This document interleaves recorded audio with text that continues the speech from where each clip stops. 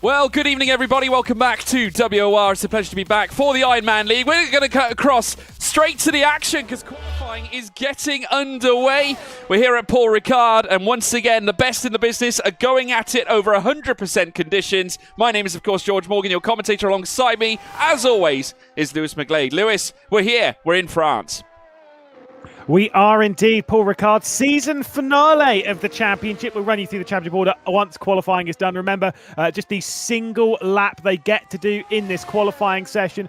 As always, the likes of Jarno Uppbeat, Ron Harrell, a lot, they're dropping to the back. They're out of here because they want to have an interesting race. And trust me, this one is going to be very interesting indeed. Yeah, it's going to be a doozy, folks. We now see Istvan Pukki make his way through the Mistral chicane, coming through turns 8, out of turn 9 in towards turn 10 very shortly at Scene Corner. Coming out of the second half of the Mistral, DRS will be open, heading down these two segments and then heading in towards the next right. He'll then tee up a run through towards Droid de Busset out of turn 11. Still, though, he's to and fro with Zenegratski. Benchab Okonye, one of the most consistent performers now, starting to rise to the occasion. He might yet snuff out P1 away from everybody. We've got Jabal Schwenzel as well looking to try and muscle in on a potential P1, but it's still Pukki out in front. Only a small matter of 2 corners to go as he heads out of turn 14, turn 15 as well. Purple in the first sector, green in the second. Not purple, though, because that belongs to Jabal Schwenzel, but Zenegratski, I think, is going to steal it. He has! Incredible!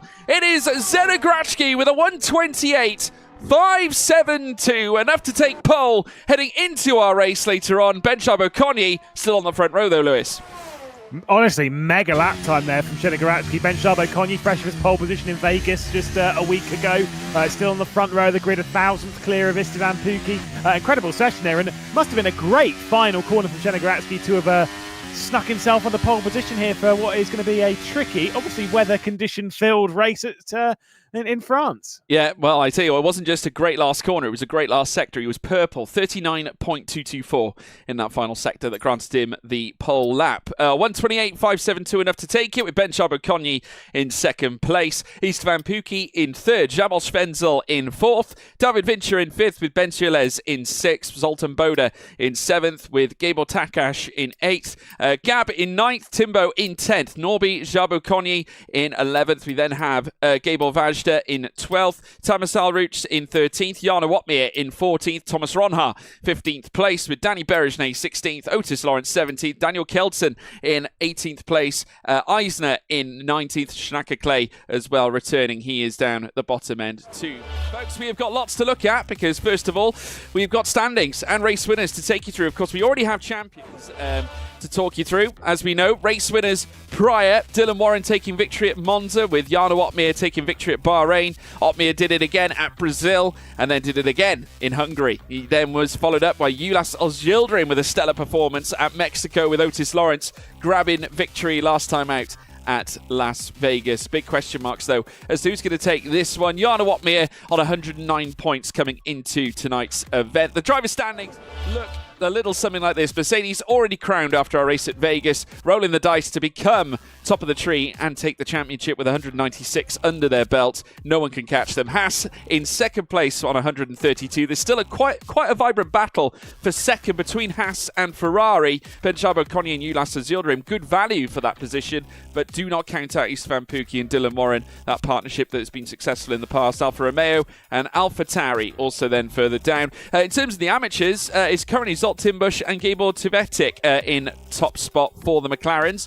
And in fact, we could take a little look at the amateur finishes as well, because there's quite a few to take in that instance. And, you know, given the fact that we had quite a vibrant season. Oh, my graphics are slightly enlarged. I don't know how it's turned like that, but bear with me, folks. We will sort it out for you. He's broken it. I've broke. Oh, there it is. Oh, there's our soundtrack in behind. I'm just going to quickly just shrink that a little bit. Yes, so Daniel Bencher is Victor back at Monza with Istvan Tarkani, the amateur winner back at Bahrain. Zoltimbush at Brazil, and then we have Benchiles in Hungary with Zoltimbush again in Mexico, Gabor Tvetic in USA at Las Vegas, the best performer as well. So we got quite a few to look at. Of course, the big battle is the AM Championship, isn't that right, Lewis? Yeah, absolutely. And obviously, with Shenegoracki starting this one from pole position, he's got a lot of work to do. Certainly does. All 5 lights lit here for the race. And it's pedal to the metal. And it is go, go, go, go, go. Shenegoracki getting away well, but the wet conditions still coming down with Ben Charbot-Cognier on his outside. Who's bravest? Heading in towards turn 1. The Red Bull with the inside. A favourable line indeed for him, and he'll take the lead of the race. We've got split decisions, though, in terms of the tyres. Wets and inters split down the middle. In amongst all these drivers is immediately now Ben Charbot-Cognier down the inside through the first sector, looking for the race lead. Shenegoracki did well to defend the place, Lewis.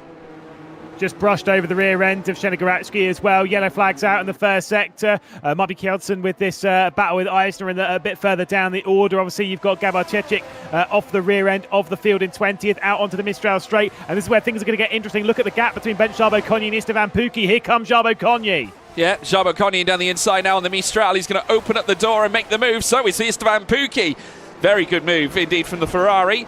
Of course, in their rampant battle with Haas, it is now those two constructors at the head of the field, with Ben Charbot-Cognier taking them through into the second half of the Mistral on lap 1. Further back, some battling going on with Zoltan Boda. Thomas Ronhart already up to 6. That is sensational, and a virtual safety car with Gabor Vajda DNFing on the opening lap.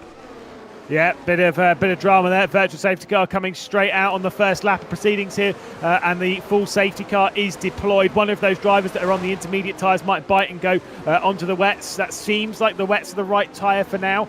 Expected conditions throughout the race. We're remaining with heavy wet at the early portion. We're expecting it to dry up as the race goes on, but then maybe a little bit of a sprinkling of rain just past the halfway mark. As I say, I told you it's going to be an interesting one. It is. The strategies, like we said, have split down the middle. You know, the driver's indecisive on the tyres that they're going to be using. And as a response, into the pits comes Ben Charbot-Cognier. Now, no doubts in anyone's mind as to the reasoning for this stop. Intermediate tyres being picked up and literally thrown out of the garages as now the drivers come in to make their stops. The wet tyres will be stripped off. The green wall tyre will be placed on the cars. Ben Charbot-Cognier making his way out. Benchiles opting to stay out. He does take the race lead with Zoltan Boda in second place.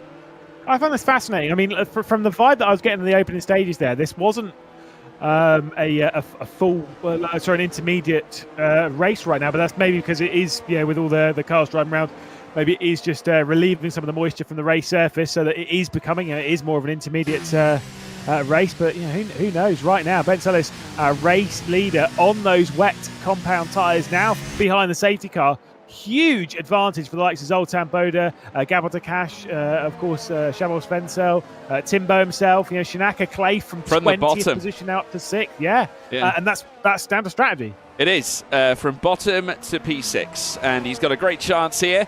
Opting for those tyres and managing as a result to move his way through the field in these real wet conditions. Now, I don't want to alarm anybody. This rain isn't going to be with us long. 15 minutes of rain they're estimating on the telemetry. So there isn't going to be a lot of time here, Lewis, between making those necessary changes. You do have to wonder whether it was worth it, moving from the wets to the inters. Might have been better off, retaining the track position. Yeah, but I think so the thing is, passing around here, counter to how it is in real life, because normally this race is boring as. Always, when it comes to sim racing stuff, this circuit delivers. It's always, exciting and fascinating, even though it looks horrendous. it's because you can actually overtake around here. There are plenty of overtaking opportunities, and that's kind of why you wouldn't want to be on the wrong tyre around here. If you take the intermediates now, you drop down to the rear of the field, fair enough. You've got time to work yourself back up a fair few positions before that rain stops. Whereas if you were on the wets, yeah, you're probably going to get dropped straight off the rear of the field, at which point the pain's much more. Ideally, you want to start on the intermediate tyres, which it now makes sense. If there's not that long left of the rain, now it does make sense why everyone's on the inters. Well, we'll have to see how well Ben Chiles can cover the ground at this stage. What I will say, in terms of the actual wet weather, rain is currently sitting at 93%. So there is really a split decision on the use of wets or inters. If you're comfortable using the inters, fair enough, then you might be able to extract a little bit of extra pace. But if, say, you're Ben Chiles and you're a little bit more confident on the wet compounded tyre, then he might have the added benefit of a little bit of extra grip, which will help just prior to the first pit stops coming in onto the dry tyres, which could happen as soon as, well, potentially, if the laps are rumbling on in around about the 2-minute mark, then really at this stage we're talking 7 laps. Around lap 10, lap 11, we could be seeing the dry tyres being put on the cars. Potentially. I see you're listening to the entire community, by the way, by bringing up the map. It's the first time that I've Did you been enjoy on my big F1 debate with the chat yesterday at PSGL? My thing is that I'm more shocked that I've seen everyone really sort of like locked in step with a specific topic, and it's not about supporting Jana Wopmir or Ron Har or hating us. It's purely about a silly little graphic in the bottom right. It's hilarious. Well, it's not needed all the time. I'm actually waiting for the trap map to start its own YouTube channel. To be honest with you, it's that popular. It'd be more popular than ours, yeah. It probably would be. But yes, here we go. We're now watching Ben Chiles taking them round at the head of the field. Red Bull back on top on this occasion, though, of course, safety car in this lap. So there we are. Not too long under safety car procedures, so it's all down to Ben Chiles. Can he hold it at the front, Lewis, given the fact that he is the only car on the wet tyres now? I'm not sure. I think, bearing in mind how wet it is, I think you may potentially see Ben Chiles pull away for a little bit. And by pull away, I mean literally maybe like a second or two. That gap will absolutely disappear. If it grows, it will shrink very quickly as this track dries up. Everyone's driving around on inters. It's going to be a pretty frantic restart to the race. And like I say, for those drivers like Jana Wopmir, Ron Har, already worked their way a fair way forward, have now been dropped back into the depths of the bottom of the field. Well, now it's now or never to work your way back up. Yeah, it is. Sultan Boda will have a great chance to do so. I'm just looking at Gabor Takash at the moment, a second behind Sultan Boda. Doesn't want to be lingering too far behind for that much longer, because that will, of course, jeopardise his start. But at the same time, I suppose they don't want to get too close just in case something happens in front. But now they put pedal to the metal for the second time in this race now. Green flag conditions, and it's Ben Chiles who leads the way through. Shanaka Clay also on the move as well, looking on the inside of Timbo in towards turn 1. And there you have it, smooth as you like. And Shanaka Clay from 20th place up to 5th now and marching on through. Granted, most of the positions were made under the safety car, but still he had to be there to make it happen. And Danny Berejnay also on the move, squeezing Timbo. Very, very dangerous, in fact. Could have led to both drivers losing traction out on the circuit. Yeah, I mean, we've seen some great drives this season so far from Danny Berejnay. This needs to be one, really. There's no championship on the line or anything like that. That's all set and sorted. We want to see Danny Berejnay win a race. And right now, getting past Timbo, imperative. We'll probably clear him fairly easily here as we run on the Mistral Straight, because Zult backs out a little bit. But the gap to 5th place. But we are back. We're live, Lewis McGlade, and we're back here at Paul Ricard. Yeah, that was very dramatic. I think everyone had the same thought. Where's the stream? I've lost the stream. No, it's fine. It's fine. Yes, we all did. It's okay. We're together through this, but we are back, and there is still plenty of the race to go. As you can see, it is drying up on circuit at the moment. Dry enough for a few drivers to take those slicks. Timbo, Tamas Alruz, and Ben Chiles, obviously from the race lead, into the pit lane to take on medium tyres, as well as coming in. Now we've got the next contingent. God, do you guys remember when I predicted lap 10 would be when we see the pit stops? Oh, I'm good, aren't I? There we go. Zoltan Boda. Oh, actually, you said that when you disconnected? Sorry, I can't.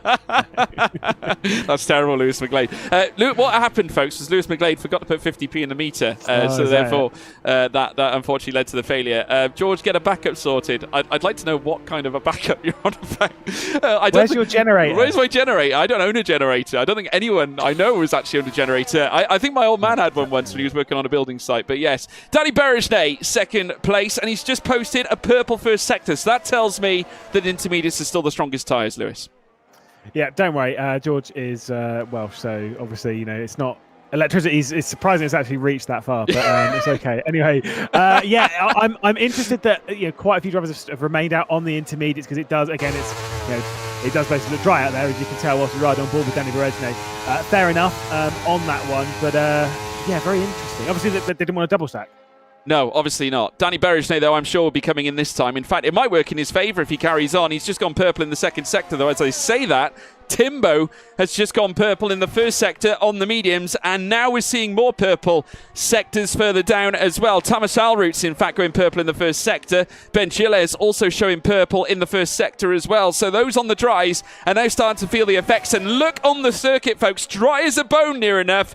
No sight of any puddles, no pooling or wet weather. It is now time for Shinaka Clay and Danny Berejnay to exchange those inters for a set of mediums. But where is Zoltan Boda going to come out in all this? Yeah, exactly. Should be back out for the race lead, but look at the pressure that he's being dished on now as Jarno Opmeer, soft tyres right behind. This is going to be very threatening indeed coming through that final sector. To be fair, it might be quite quick pit stops from the likes that are in the pit lane as they roll their way down to the end of it right now. Shinaka Clay up towards the lead in that grouping. 10 laps down. This is going to get interesting.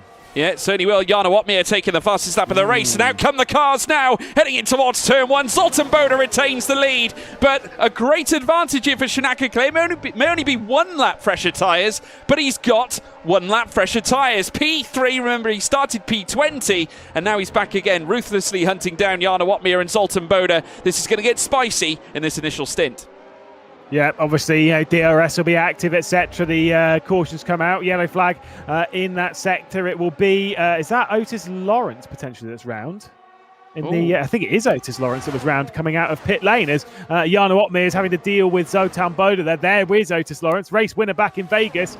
Not going to be quite as nice this time. Yeah, Danny Berejnay also moving for 4th place. Jarno Opmeer taking the lead as well. So there's been moves across the order. Thomas Ronhaar also making a move in that exchange too. So lots of action and unfortunately an error for Otis Lawrence further down. So drama across the field. Jarno, though, now leads on lap 11 of 53. Zoltan Boda in second. Shinaka Clay in third. Danny Berejnay making it a Mercedes 1 and 4, continuing that rampant rise that they have had through the course of this championship, taking the championship crown as well back at Vegas, as we alluded to at the start of the broadcast, with Gabor Takash down in 5th. Thomas Ronhaar also looking to lurch closer.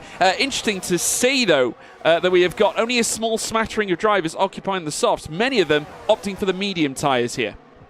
Yeah, again, that might mean that the likes of the mediums might come back into this as the thing goes on, as you would expect. But right now, it is a disastrous sign for the rest of the field because Jarno Opmeer's got to the front and he is checking out 1.3 seconds at the moment. He's pulled clear of Zoltan Boda. Shinaka Clay with those slightly younger medium tyres, again, by that lap, as you were alluding to. But still, a few kilometres, they all add up. We'll see if Shinaka Clay can work his way past Zoltan Boda pretty soon, because again, there's going to be no DRS for the AlphaTauri, courtesy of the 1.7 second gap now up to Jarno Opmeer. Yeah, well, Jarno Opmeer went purple in the last 2 sectors on that previous lap, setting a 1:31.968. Here comes now Shinaka Clay and Danny Berejnay side by side. They're going to go 3 wide. God, that's a late move there from Clay as he looks to take on Zoltan Boda. Boda shutting the door halfway through the Mistral chicane, coming out now of turn 8, through towards turn 9, now through towards Scene Corner at turn 10. Clay now knocking on the door once again. Of course, the driver that represented Williams up until not too long ago, where he announced that he would be leaving the team, and now in a Haas this time around, looking to try and move his way up the field after starting P20. He's certainly on a rampant rise, but the question is, can he maintain these levels? Can he break Zoltan Boda?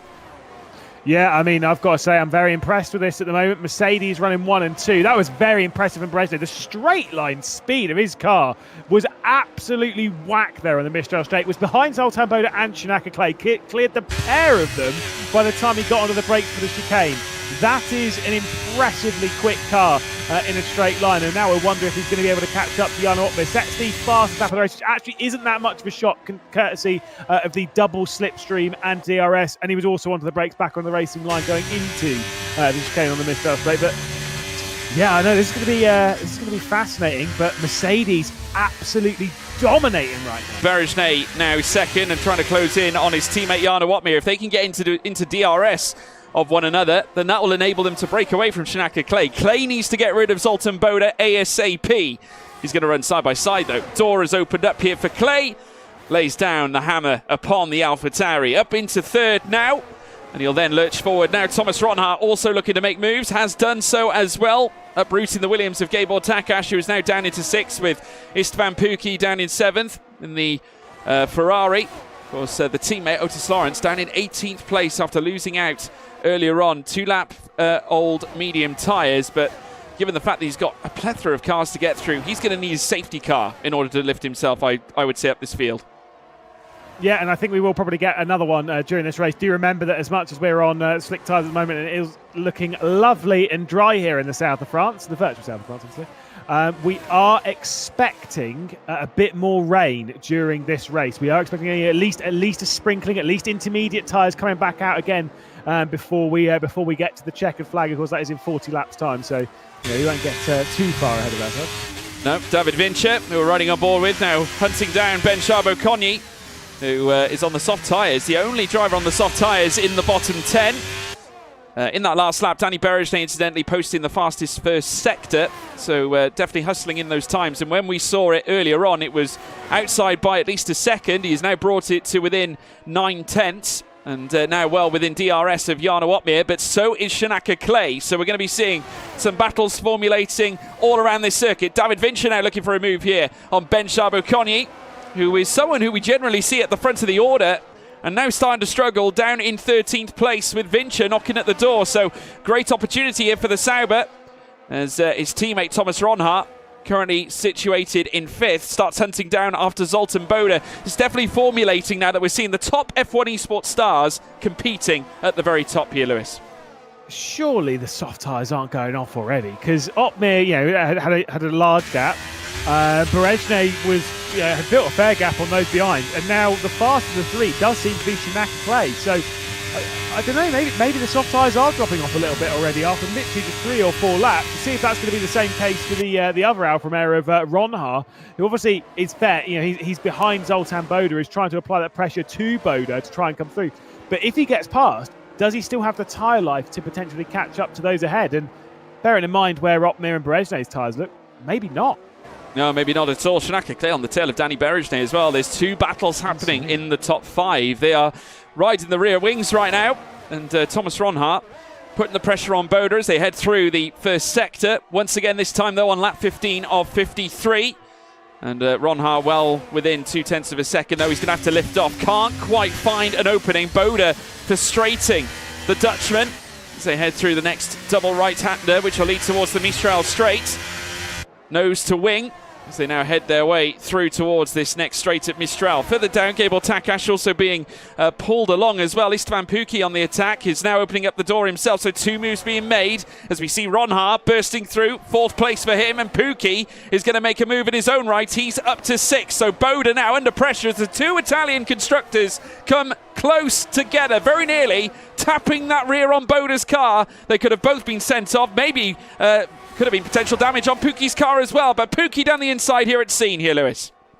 Yeah, exactly. Got to be brave round here. Istvan Pukki with the inside line. Zoltan Boda's trying to get to the outside again and try and fight something back. Gabor Takash is sat behind all of it thinking, oh, do I get an opportunity in this? The answer is no, not yet. You wait your turn, son. 15 laps in. Obviously, we've had very wet conditions at the start, and now things have dried out. It looks absolutely stunning. Looks like a lovely day for golf. But no, it's dried out beautifully around here. And I wonder if the driver we're riding on board with now, Shinaka Clay, I wonder if they're going to sit behind and yeah, kind of just let those soft tyres run themselves out of the race, and then pounce. It looked like there that Berejnay let Shanaka Clay through. Yeah. Baffling. I've never seen that before. That is interesting to watch. I mean, whether he's very early, whether he's factoring in potentially, you know, obviously utilising that DRS down the straight towards the Mistral chicane, I'm not sure, but that was interesting. I've never seen that before, especially here at Paul Ricard. I mean, you don't really want to sacrifice too much on track. Very odd move there from Berejnay, but I'm sure we'll find out whether it was to do with the fact that he has got the Mistral straight coming up shortly. You do get oodles of drag heading through this section that can pull you along and certainly open up an opportunity heading in towards the chicane. Once again, though, you'll have the same opportunity heading through towards turn 10. Now, I'm looking at the telemetry. Clouds are going to formulate in the next 20 or so minutes. So light rain potentially on the way here, Lewis. Lovely. Like I say, we are expecting some light rain. Like I say, intermediate, it's definitely not full wet, but we are expecting a bit of rain on the circuit. To talk a little bit of the that call there from Berejnay, that might be to potentially stop any fighting before it happens. Because if Shanaka Clay starts fighting with Berejnay, that's where this group's going to lose time. They've got 1.5 to 2 seconds back to Ronha. And at this point in the race, it might be about, okay, let's work as a 3. You know, ideally it would be just the two Mercs then up there. But, you know, hey, Shanaka Clay's joined. That's fine. You might even see Ottmere relinquish the race lead here to Shanaka Clay going down towards the first corner, but Clay is going to sit behind. And the reason being is that if the soft tyres are already going off and Clay's faster, you may want him to lead the pack and basically just use the DRS to keep up, get pulled around the circuit and build that gap to the group behind. Yeah, I mean, I'm looking at this. I mean, I would argue that the cards are stacked in favour of Shanaka Clay right now. He is on he's on lap 17. He's on the alternate strat in a sense that he is adopting a longer stint on these tyres. And bear in mind, 22 minutes until the light rain is potentially coming in. He's right on the tail of Jarno Ottmere as well. Look at this. The pace levels heading down the Mistral. There it is. Paints a perfect picture. And Shanaka Clay now takes the lead here at Paul Ricard at Le Castellet. Fantastic move. And Ottmere now second with Berejnay in third. Mercedes toppled off the top. And now a Haas leads the way with Thomas Ronhaar trying to close up in fourth. Look, we know that Ottmere and Berejnay definitely can fight their way back through if and when they need to. But right now, I think it's better, again, to not fight, to not lose time. Try and keep that gap at least at DRS range back to Ronhaar. If they fight, that gap's going to close back down, and then we're going to have a 7-car fight for the lead. That's what we all want as fans, spectators, commentators, whatever. That's what we all want. That's not what they're going to want as drivers. They don't want this to be a 7-car battle. A 3-car battle is a much easier feat for them to manage, especially with the potential rain looming on the horizon. Yeah, no, absolutely. I mean, we allude to, obviously, Mercedes already capturing the title. I mean, the championship is not going to be swayed by this one race because it's already said and done. But at this point, it's about pride. And naturally, if you're Jarno Ottmere, if you're Danny Berejnay, you're a competitor. You want to win every time you set foot out onto the track. Shanaka Clay also a contender in F1 Esports historically as well, despite leaving Williams in recent weeks.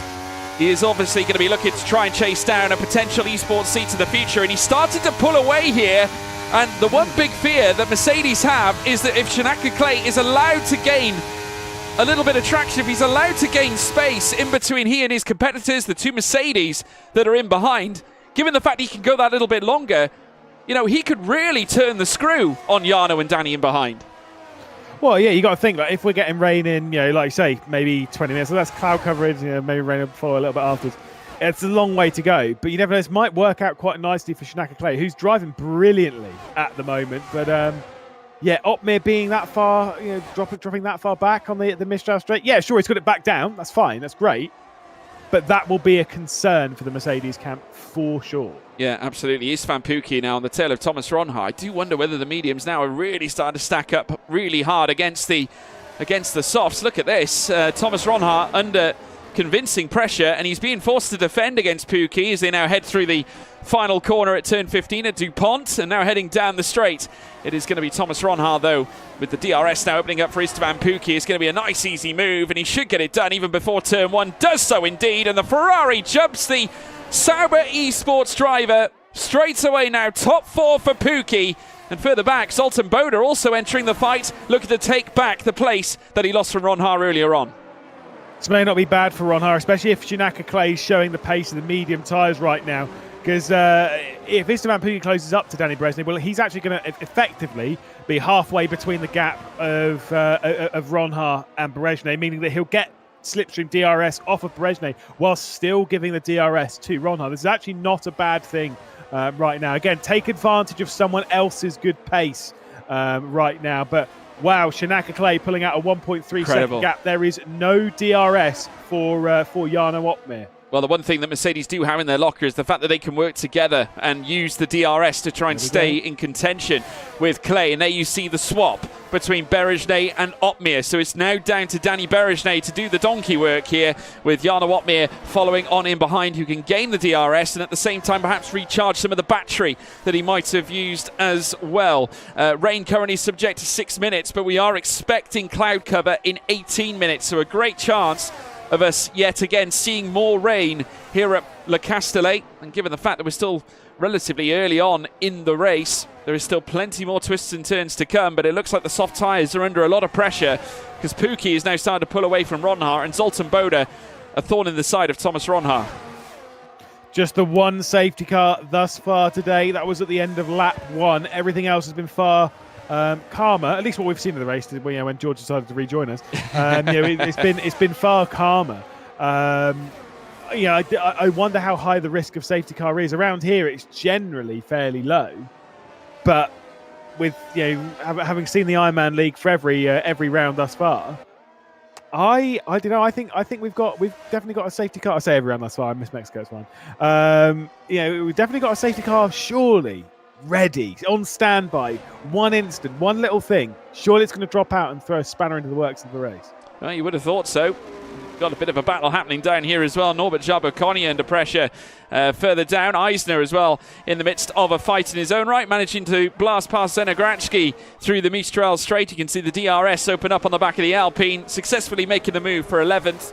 And now he's going to look to try and close the door on Timbo further up. Gab making a move as well for 15th as he goes wheel to wheel with Norbert Jabbo-Konya, who's now reduced down to 16th place as well. Berejnay still working hard to try and get to within DRS, but once again losing out 1.2 seconds now. But they are pulling away though from Istvan Pukki, so cutting off, shall we say, the chances of Pukki and the Ferrari team of actually gaining a top 3 spot. This is still strategically in Mercedes' hands. Yeah, I mean, potentially. They've got 2 cars in really solid positions, but right now the fear, the issue for them is that they are on the soft tyres, which they've not fallen off, they've not gone completely, but they aren't a million miles away from getting this team into some serious trouble. Thankfully, the important bit, as you're absolutely right, the gap to Istvan Pukki is actually growing, if anything. 2.6 seconds is now. It was 2 seconds not that long ago. It has been growing. So the gap ahead of them is growing. The gap behind them is growing. In some senses, that's not a terrible thing. It's not great, but it's not terrible, as Jarno Opmeer will retake over second position. Yeah, Thomas Ron Haar also taking 4th place away from Istvan Pukki. So I'm wondering whether Pukki is having some ERS issues, perhaps needing to recharge it. Of course, we saw him losing pace on Jarno Opmeer and Danny Berejnay. Zenograchki and Eisner coming together again. This time Zenograchki retaking that 11th spot. But there you can see the work that Mercedes have put in. They're back within DRS with Jarno Opmeer in 2nd and Berejnay in 3rd. This again on display, showing the teamwork between the 2 Mercedes teammates, who were, of course, teammates back at Sauber as well, when Jarno Opmeer would lay claim to his very first F1 Esports title back in 2021. Berejnay, of course, Opmeer's teammate on that occasion. And, of course, Berejnay also teammate to Brendan Lee when he won his 2nd championship back in 2018. They begin lap 22 of 53. Shinaka Clay out in front once again, breaching the DRS, as we now see Jarno Opmeer giving chase, trying to stay within that vital second, which will make all the difference when they head down the Mistral. How impressive is it, though? I'd like to say that the switch positions, they've worked it in favour of themselves. And yes, I know we can see that, obviously, they're, basically what they're doing, I think they're sitting behind, Danny Berejnay right now, he sat behind Jarno Opmeer, he's charging his battery so that he can go through and then burn it. Jan Ottmer's been doing the same thing. That's why you see, he's dropped as much of his batteries as he can. He's trying to get them back into the slipstream of Shinaka Clay when they can both, sit more in it. They've done an incredible job to keep the gap where it is. The fact that they've been closing it down and getting themselves back into DRS range, it shows how incredibly hard they're pushing around this circuit. Yeah, Jan Ottmer flashing on the back of his car as well, obviously showing that he's trying to recharge the ERS levels now as Berejnay now goes on the hunt of Shinaka Clay up at the head of the field now as we see them come through out of Scene Corner and heading through the latter part on this lap. 22 laps concluded, soon to be 23 commencing with 53 in total. And they're making their way around now with Shinaka Clay still out in front on those mediums, able to extend longer than those on the softs. It's going to come down to pit stop strategy. Now, obviously, they're going to be in a bit of a sticky wicket because if we do see the rain come down in the next 18 or so minutes, which we are suspected to have, then obviously it does throw a little spanner in the works for those on the soft tyres because, they've got to try and extend them over that long period and then at the same time, decide when's best to jump onto a set of potentially intermediate or wet tyres. So it's a bit of a mystery really as to whether those on the softs have actually made the right call, because I do wonder whether those on the mediums, they can obviously push that bit longer, push that little bit harder, and then at the same time they can have a little bit of time to work out what tyres they need to be on when the wet weather comes down. There's no doubt in my mind from what I'm seeing here that the mediums are absolutely the better tyre to be on right now. It doesn't take a genius to work that one out. But Mercedes' teamwork right now is very impressive. I mean, you saw when we were riding on board with Berejnay. As soon as he got into, he'd already, bearing in mind, we leave the chicane here on the Mistral Straight and then we go down to the next corner. In that space, he already used all of his battery. All of the battery that he was able to charge in the slipstream of DRS of Jan Ottmer, he'd already used it before he'd gone through the first corner over after taking over second place. That said, the gap's around 9/10. I suspect it will go out to over a second through the twisty bit. But the fact is that they are keeping Shinaka Clay under intense pressure. Yeah, they are. Ben Charbonnet now going wheel to wheel with David Vincher. These two have been scrapping now for quite some time. And Vincher, despite making the move heading through the Mistral Straight into the chicane halfway through, has lost out heading out of Scene Corner with Ben Charbonnet pulling off a dazzling re-overtake, managing to get the up and under upon David Vincher. But Vincher determined to fight back. And bear in mind, Charbonnet is on soft tyres as well, and 12-lap-old soft tyres. He has the youngest set of all in terms of the red wall tyre, but still nonetheless 12 laps, quite extensive. And with Vincher's 13-lap-old mediums, no doubt they will go longer than his softs as now they burst their way down through towards turn one. Door open again for Vincher, has a look down the inside, can't quite find the move, no doubt looking to perhaps make it down the Mistral Straight. Yeah, exactly. A lot of the drivers back, the likes of Ben Charbonnet, Otis Lawrence, they're so far out of position to where we'd normally expect them to be, but clearly not had the greatest start to the race. Obviously, we didn't see the spin for Otis Lawrence. Ben Charbonnet, I think, might have been messed over a little bit by the strategy. Tyre-wise, you've got to remember, we're saying about how amazing Berejnay and Ottmer are driving, the fact they've been able to build the gap out to Ronhar, etc. Then you've got to say, Ben Charbonnet back here being overtaken by David Vincer going down into the Mistral chicane.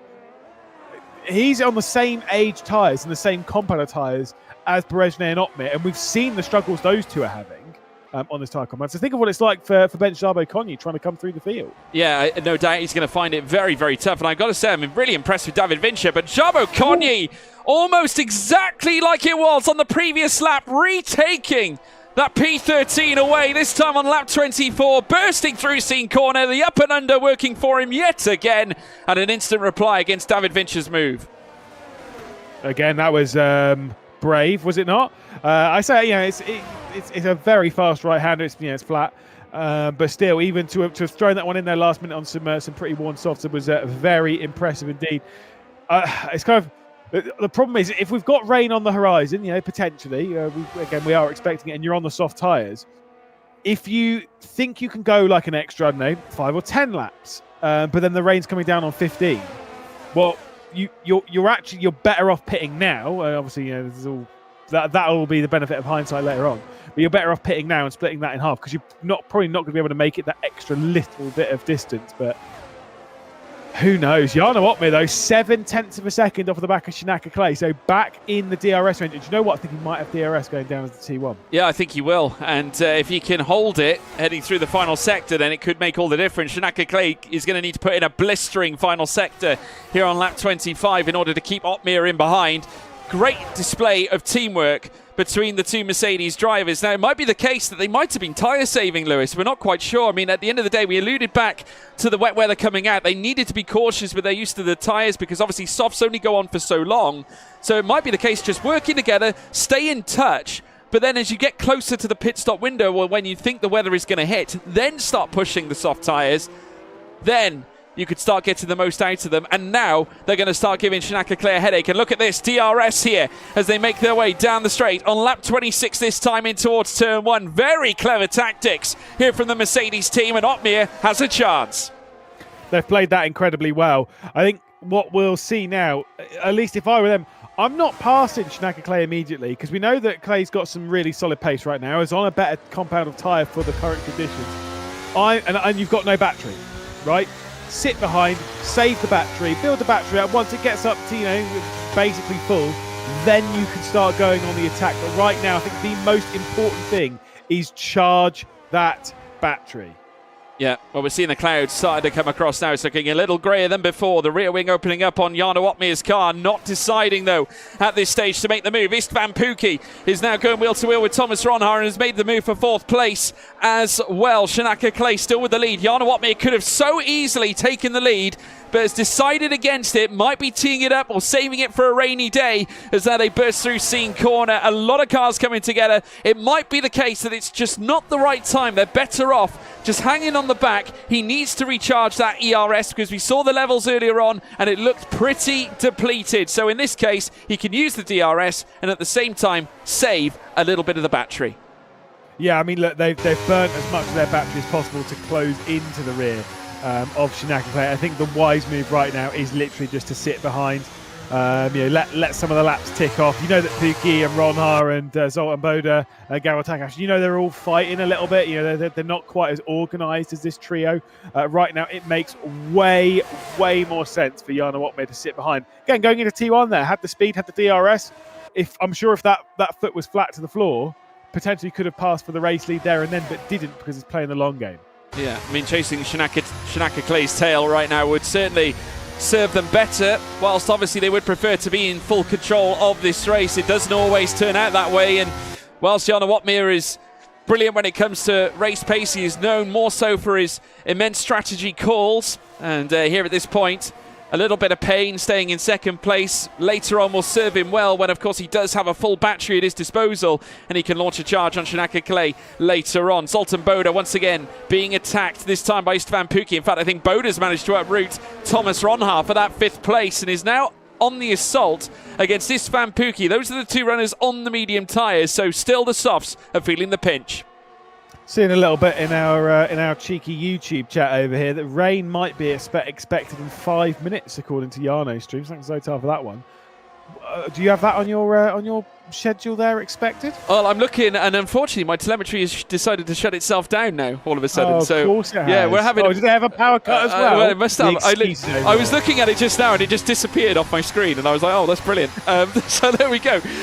I can't, and I can't flick it back on because it would mean the game pauses, and I'm not doing that to these wonderful people in the live chat. So we're saying what we're seeing, folks. If we see the clouds darken, then we'll know the rain is coming, as we now see the cars burst their way down towards turn 1. Shinaka Clay still out in front. You can just see the cloud cover now starting to come across. It is overcast here at this point at Le Castellet.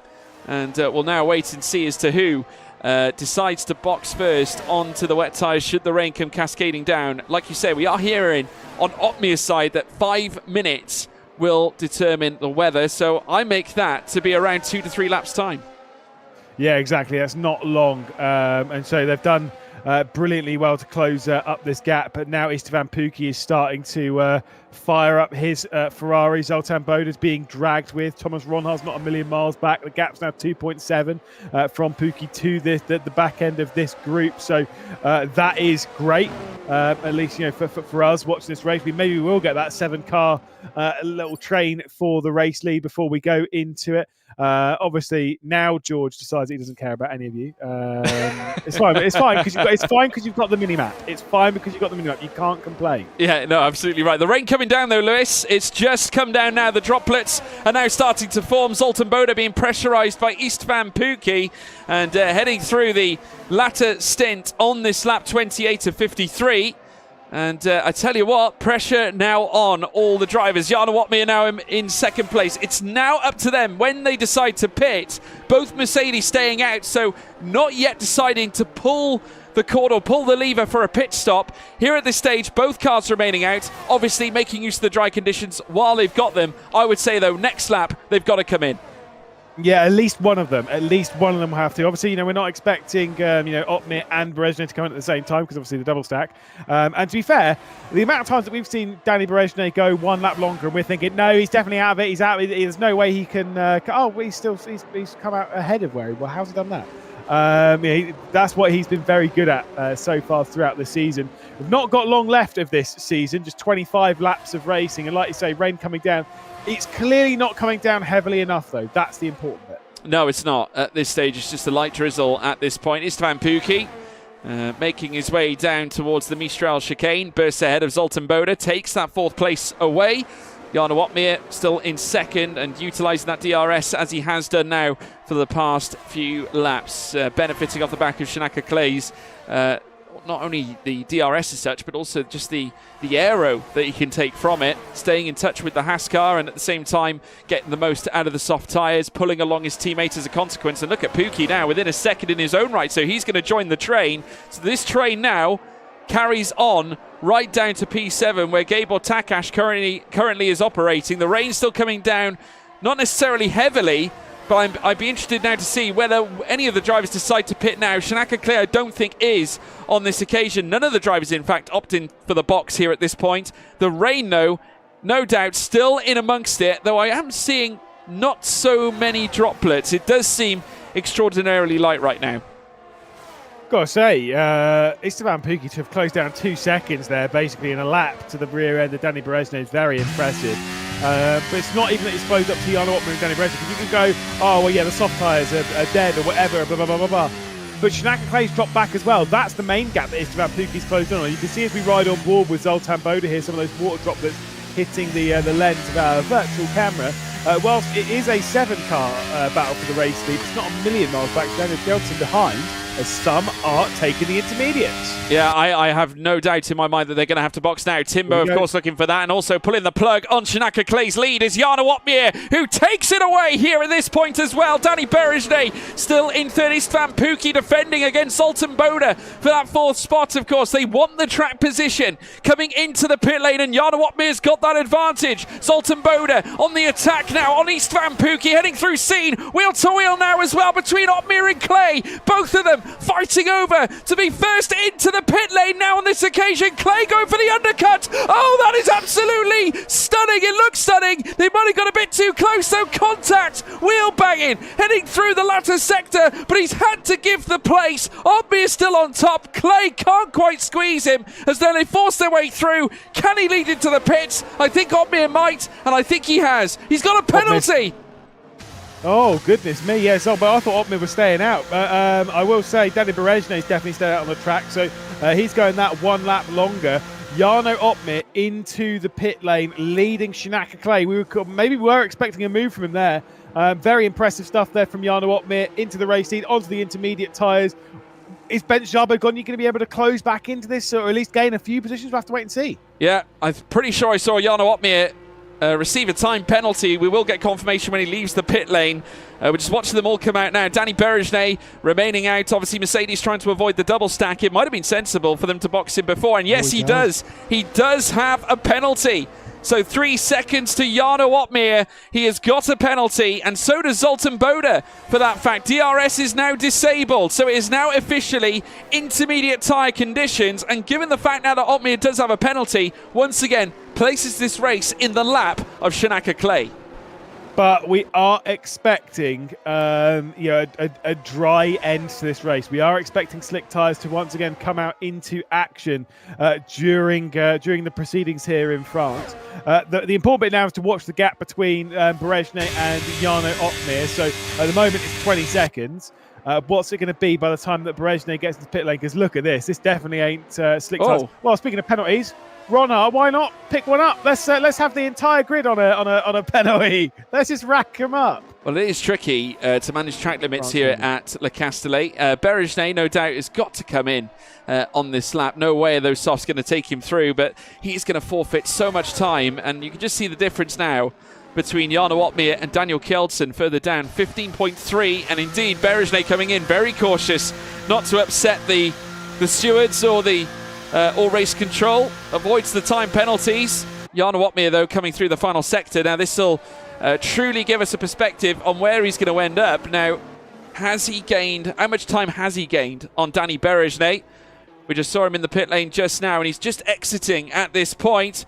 There's Opmeer on the right-hand side as we see him burst past and take the lead overall out on track. Though, in this case, Shinaka Clay, should it stay like this, will take the race win based on penalties alone. Yeah, that one did not work out for Berejne, which is fair enough. We weren't really expecting it to, and unfortunately he's not even been able to come out straight behind Gabor Takash. So it's up to 3.3 seconds now between himself and Gabor, but you never really know. It's not over till it's over, and especially with the translation back over into the slick tyre compounds before the end of the race expected. This is going to be very, very interesting. The important bit, though, is that we've got 5 cars for the race lead, 6 if you really count the Williams that sat in 6th position. Importantly, though, of that grouping, 3 of them have penalties, and one of them is Ronhar, who was basically nowhere before this pit stop and is now 3rd. Yeah, he's really started to turn up the heat here. He's within we would say within DRS of Shinaka Clay, but obviously that's been disabled. Since the wet weather has come down, it's still Opmeer, though, on top. Shinaka Clay right in his wheel tracks as well. It's just going to come down to mere driver skill. Opmeer, though, king of the wet, as we have seen historically in F1 Esports. He took that astounding victory at the United States circuit, not only in F1 Esports, but also in PSGL, which was absolutely astounding. It was a stellar race on his part, and delivered that in wet conditions back in PSGL too, and no doubt will put that prowess on display again. Otis Lawrence overtaking David Vincher, but Opmeer now our race leader. Lap 32 will soon become lap 33. 20 laps then to take them right to the end. Shinaka Clay is in hot pursuit. So is Thomas Ronhar. Istvan Pukki, a who's who of F1 Esports in the top 4. You've got Jarno Opmeer representing Mercedes. Shinaka Clay, who's currently homeless at the moment in terms of an F1 Esports sense, with Thomas Ronhar representing Sauber. Istvan Pukki representing FDA as well, that being the Ferrari Driver Academy, as they head through the first sector once again. This time on lap 33, Opmeer leads, and he's got a very slender advantage against Shinaka Clay here at this point. Yeah, exactly. Shinaka Clay's doing a great job. Might have been a bit disappointed with the previous stint, actually, to have dropped back into the clutch there, both the Mercs. This could look like a lot more of a comfortable scenario had that not happened, and seemed to be a little bit slower as well when they came towards the pit stops. Everyone's onto fresh tyres. Everyone's basically in the same place when it comes to the age of their tyres, with the exception of a slightly newer one to Danny Berejne. That gap's come down a second between himself and Gabor Takash, so he's dragging himself back into the mix potentially. And hey, do you know what? We might have a 7-car fight for the race lead anyway. What a way that would be to end the season, and what a way it is so far. You know, it's been an interesting race thus far, and it is building up to a fair crescendo. Yeah, really impressed me here, Shinaka Clay, and I remember commentating on him back in ORL, back when that league was in its prime too, with Shinaka Clay racing in that against the likes of Jarno Opmeer, and also against the likes of Barry Burremand, as well as Danny Berejne, and Shinaka was always impressive whenever he competed in that organisation. Went quiet on the league scene as well for quite a bit of time, until, of course, he then announced his departure from Williams. Has made sporadic appearances in league racing in between, but very rarely do we see him regularly. But since now he has become this free agent, he's kind of enabled, maybe it's reinvigorated his passion for the game. And I know he's had his problems, but he's managed to certainly come back. And this looks like the old Shinaka Clay here at this point. He looks, almost like you know, a sheer speed demon, that same speed demon that would go on to take poles back in the day, race wins as well, and hunting down on Jana Watmere. This has been a truly impressive visit here from Shinaka Clay, but he's really got to try and hold his own because Thomas Ronha is swarming right over his rear. Yeah, we are seeing what people are saying in chat, that potentially Shinaka Clay might be struggling a little bit when it comes to fuel mileage before here in the end of the race, which is, to be fair, one thing where you sat in the slipstream. Okay, now's the time to potentially save some of that fuel whilst you're getting. No, I say the DRS, obviously, again not. But whilst you're getting a little bit of slipstream, and of course, as pointed out quite rightly, we are in the wet, and in the wet because you burn less fuel in the wet because the track's slower, and you're on throttle for a lower portion of time, or at least on full throttle departing corners. You don't use quite as much fuel. You're lifting off braking a little bit earlier, so you're using less fuel there, and carrying the car through the corner and turning out rather than getting on the loud pedal as early as possible. Yellow flag. Could it be a safety car potentially? Nothing yet. It's still yellow in Sector 3. We saw the DNF. Oh, he's in the pit lane. Yeah, well, we saw the DNF from Thomas Alroth earlier on. It's still showing yellow, though, down the long straight, as you'd expect. But no sight of a safety car here at this point. So, unfortunately for Zenogratski, he's going to have to wait a little longer. We are anticipating safety cars here at Paul Ricard. The wet weather conditions tends to lend itself to that. Jana Watmere, though, beginning lap 35 of 53. Still, though, at this stage, technically full course green flag conditions, bar that little segment down the long straight. It is Watmere out in front, 6/10 now gap between he and Shinaka Clay, with Thomas Ronha in third as well. As it now bursts through the first sector, Istvan Puki as well in behind. Gabor Takash currently now 1.8 in behind Zoltan Boda.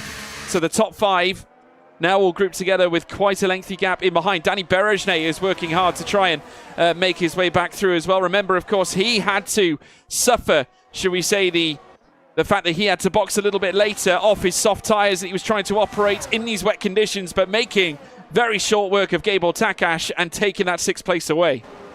Oh, a bad race gets worse for Otis Lawrence. I mean, how incredible was he back in Vegas, now receiving a time penalty for track limit excursions. So we're now up to 9 drivers with post-race penalties. Again, it's one of those things we do expect to see ticked off around circuits like this, around Spielberg, and obviously Red Bull Ring.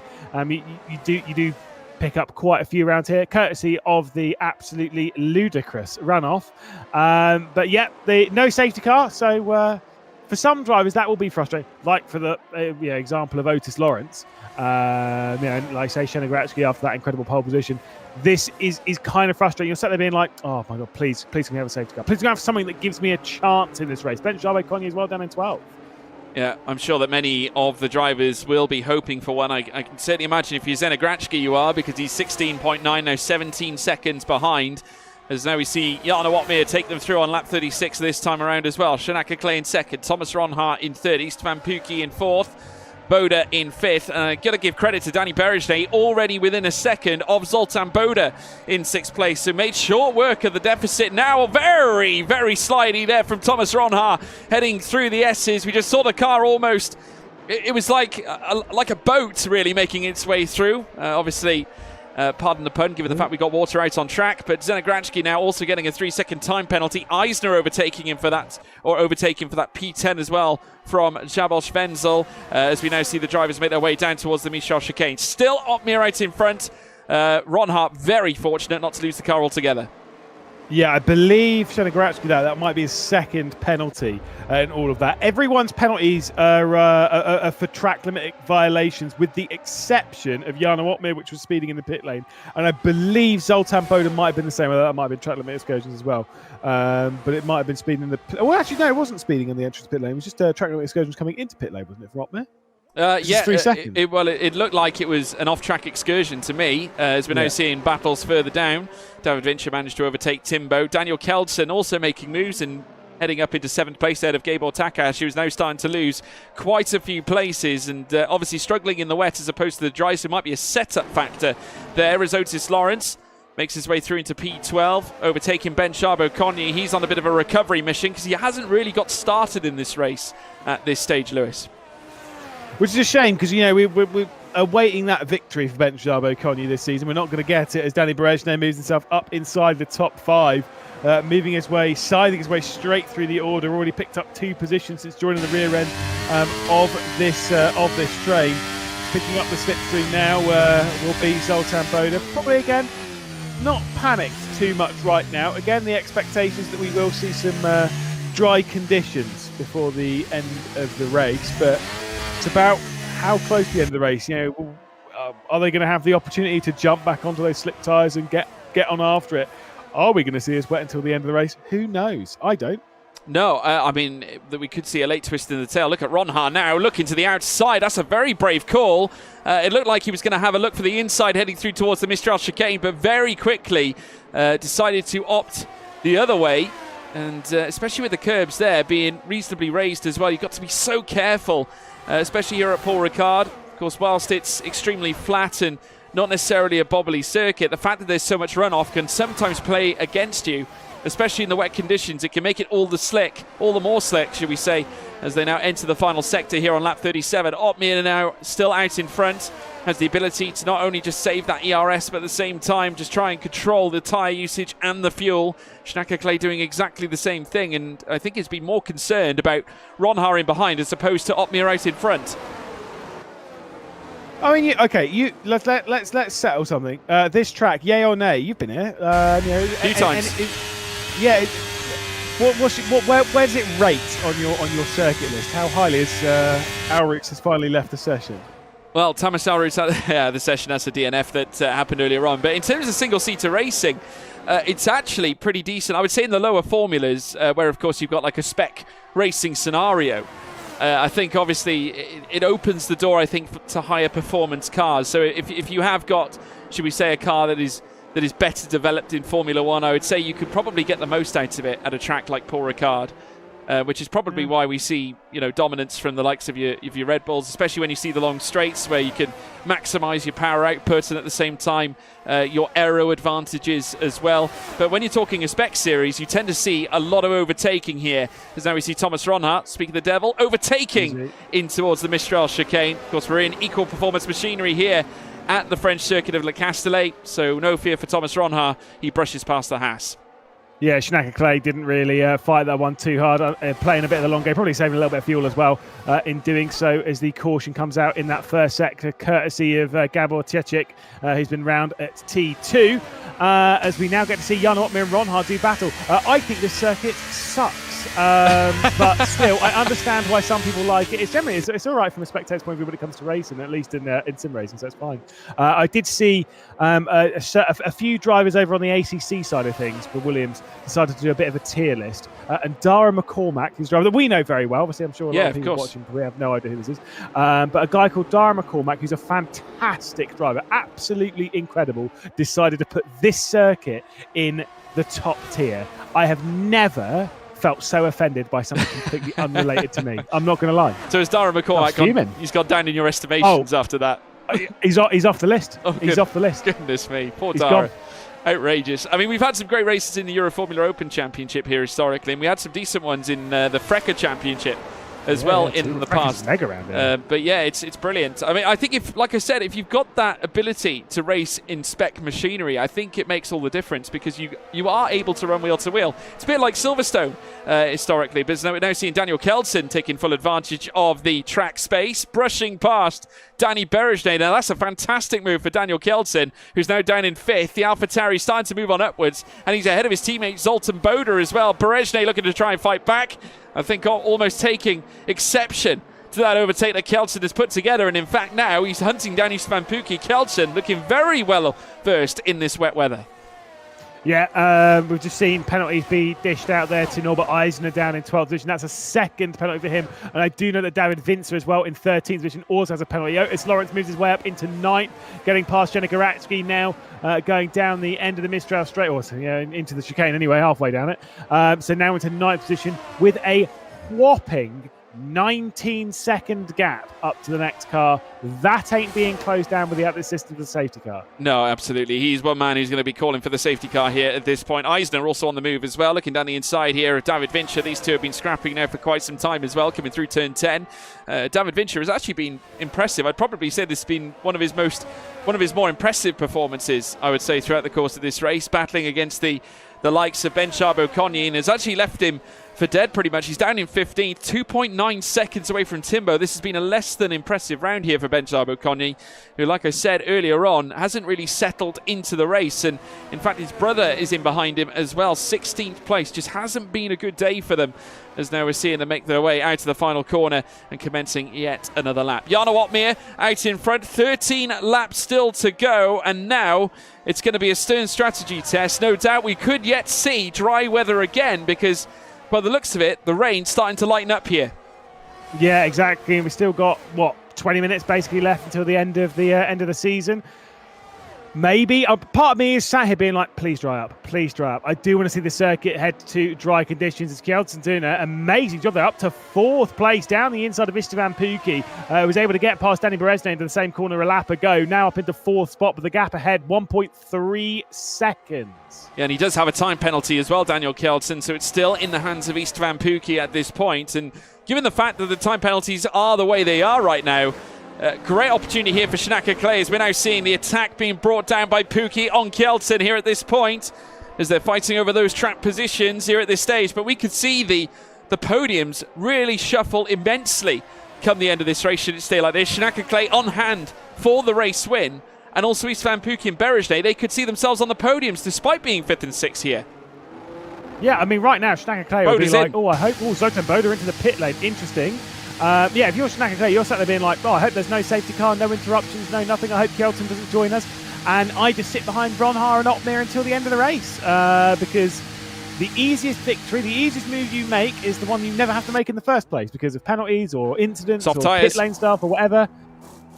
Big call. That's interesting. Boda's the first driver to adopt. Call. That is a huge call. Before anybody else, it could work. He's the only driver on the soft tyres. Timbo is coming to the pits as well. All of them coming into box now to come in, no doubt, for the slick tyres, because they're coming off those intermediates. There's only one other compound that they're going to select, and no doubt it's going to be a slick compound. David Vincher opting for the mediums. No doubt, obviously, he's perhaps run out of softs here at this stage. But Jarno Opmeer heading through the Mistral chicane, despite leading the way, has obviously got to come in his own right. Now, the big key point here, how much time could Zoltan Boda potentially gain despite the wet weather still being out on the track, or does he lose more time? I don't know. I mean, I will say, by the way, for those that have taken medium tyres, I think the thing is, if you look at what we were seeing earlier on, the softs after genuinely about between 5 and 8 laps, it already started dropping off a little bit. So maybe it's the medium tyres are just a strategy called to try and take that so they can go a bit more on the attack, a bit more carefree, rather than thinking, oh, do these tyres actually reach the end of the race? This is very interesting. Well, Zoltan Boda is gaining. I'm looking at the delta, and it is coming down. It's not going up at all. And straight away into the pits. Opmeer is staying out. Interesting. So he's deciding to stay out. Clay comes in. So, I mean, this actually is reasonably clever on Jarno's front here at this point. Now, the interesting point would be to see where Zoltan Boda comes out in all this, because, of course, he boxed earlier than anybody. And there's the DRS. That has been enabled. So, obviously, Berezne, because he's in the pits, Jarno didn't want to box. So, therefore, he's giving Berezne the first verse, should we say, in terms of the final pit stop. I don't know why we're saying, never do this circuit again, because as much as I hate this place, and it is because of a lot of the track limits and all that rubbish, but if the drivers stay within the track limits, then we don't have this problem. So there's that. But I think this is a very interesting race. This has been fascinating strategically. Big snap there from Zoltan Boda, expected in these conditions. So Shinaka Clay, 5th position. Now that, typically when we get that DRS enabled, we are expecting this circuit to be more leaning towards those slick tyres. This could be huge for Shinaka Clay in the victory this afternoon. Could be huge for Daniel Kjeldsen as well, down in 6th, currently on the softs, and despite having the penalty, right on the tail of Shinaka Clay, and has got clearance between he and Danny Berezne, who has had to adopt the medium tyres. So very interesting indeed. Clay, of course, should these conditions carry out the way they have done and allow the soft tyres to run to their full potential, there's a great chance that they can obtain the lead and hold on to it, with Opmeer and Ronhaar, Pukki and Gabor Takash falling further and further behind here. Jarno Opmeer, no doubt, coming in this lap. Yes, he does. So does Thomas Ronhaar. So now it's all down to Clay. But that gap is very small, and I think will no doubt allow a pit stop. Clay 15 seconds and falling in behind Gabor Takash at this stage. The question is, though, does he come out ahead of Jarno Opmeer? This is, again, I think this is mega from Shinaka Clay. Has kept the car within track limits all the way through the race, but as he comes through the final corner, watch this gap is going to be really tight going down to T1. Yeah, I think there'll be some side-by-side between the pair of them. Interesting. It is interesting. Wheel to wheel they go. Shinaka Clay takes the lead here with 10 laps to go. Daniel Kelton separating Opmeer and Clay and takes up second place in the AlphaTauri. Thomas Ronhaar in fourth as well with Danny Berejne down in fifth and 1.7 off that P4 place. So keep your eyes peeled, folks. The top four are going to be dueling it out here at Le Castellet. The win still up for question. Yeah, and do remember, yes, I know you've got the likes of Berejne and Jarno Opmeer there on the medium tyres.